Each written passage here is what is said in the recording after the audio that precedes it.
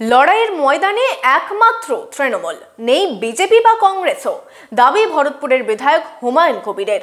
5 বারের সাংসদ অধীর রঞ্জন চৌধুরীকে হারানোর হুঙ্কার দিলেন হুমায়ুন কবির। মনোবীক্ষণ পলিক্লিনিক, চিকিৎসার জগতে এক দশক। এখন এখানে সব বিষয়ে ডাক্তারবাবু একসাথে তলায়।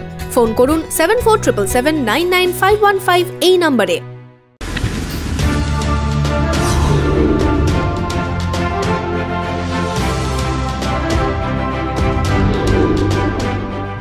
দশই মার্চ তৃণমূল কংগ্রেস ঘোষণা করে তাদের প্রার্থী তালিকা। সেই তালিকায় নাম ছিল না ভরতপুরের বিধায়ক হুমায়ুন কবিরের, এবং সেই রাগ সরাসরি উগরে দিয়েছিলেন সংবাদ মাধ্যমের সামনে। 16ই মার্চ সাংবাদিকদের প্রশ্নের উত্তরে শোনা যায় সেই একই সুর। কিন্তু হঠাৎ এমন কি হলো? কোনো জাদু বলেই বা বদলে গেল ভরতপুরের বিধায়কের সুর। বৃহস্পতিবার বহরমপুরে ইউসুফ পাঠান পৌঁছানোর আগেই বহরমপুর তৃণমূল কংগ্রেসের কার্যালয়ে অপেক্ষা করতে দেখা যায় হুমায়ুন কবিরকে।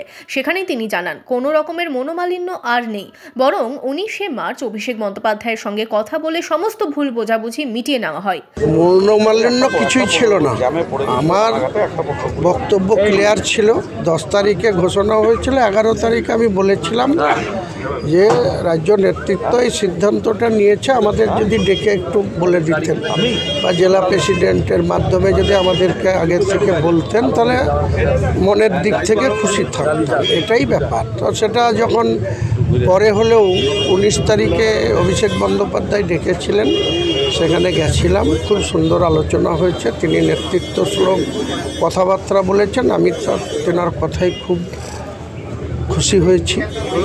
কাজেই অভিষেক বন্দ্যোপাধ্যায় আমাদের নেতা, তিনি যা বলবেন সেটা। ইউসুফ পাঠান আসতেই হুমায়ুন কবিরের গলায় শোনা যাচ্ছে প্রার্থীর হয়ে প্রচারের সুর। শুক্রবার বহরমপুর তৃণমূল কার্যালয়ে দলের শীর্ষ নেতারাও ইউসুফ পাঠানের সঙ্গে বসেন বৈঠকে। সেখানেই প্ল্যান করেন কিভাবে লড়াই হবে এই বহরমপুর লোকসভা কেন্দ্রে। বৈঠক শেষে হুমায়ুন কবির 5 বারের সাংসদ অধীর চৌধুরীকে হারানোর ভবিষ্যৎ বাণীও করলেন। আর কি বললেন হুমায়ুন? একটাই বার্তা, ইউসুফ পাঠানের হয়ে ভোট করতে হবে। 13ই মে বহরমপুর লোকসভার ভোট, তার আগে 7ই মে মুর্শিদাবাদ আর জঙ্গিপুরের ভোট হয়ে যাচ্ছে। খেলা তো ময়দান ফাঁকা। ও বিরোধী যারা আছে বিজেপি এবং Congress, one of the game control by TMC. Game আমাদের হাতে। টিএমসি ইউসুফ পাঠান এই নির্বাচনে জিতবে, 5 বারের সাংসদ পরাজিত হবে, এটা নিশ্চিত। যদিও অধীর চৌধুরী জানিয়েছেন, বহরমপুরে বিজেপির ক্যান্ডিডেট দুটো, ভোটের পরে দেখা পেলেই হবে। বিজেপির দুটো ক্যান্ডিডেট বহরমপুর লোকসভায়। আমাদের প্রধানমন্ত্রী নরেন্দ্র মোদী, সেও গুজরাট থেকে এসে দিল্লিতে প্রধানমন্ত্রী হয়েছে। আমাদের এখানকার ক্যান্ডিডেট, সেও সেই এলাকারই, গুজরাট থেকে এখানে এসেছেন। সেই ভরসাতে বিজেপি পার্টি আমাকে 3-4 পাঠাতে স্বপ্ন দেখছে। এখন স্বপ্ন দেখতে কোনো আপত্তি কিছু নাই, স্বপ্ন থেকে দুঃস্বপ্ন দেখতেও কোনো আপত্তি নাই। তা ভোটের পর যেন বহরমপুর একবার দেখা হয়, সেটার জন্য তাদেরকে আমার আমন্ত্রণ থাকলো।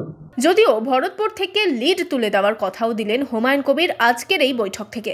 ভরতপুরে আমি চেষ্টা করব। আমি 43,583 লিড নিয়ে জিতেছি, সেটাকে অতিক্রম করার চেষ্টা করব।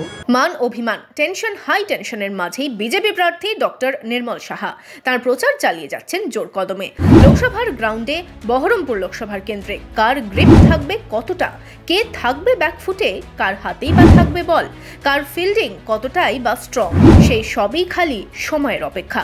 Bureau report, imagine community media.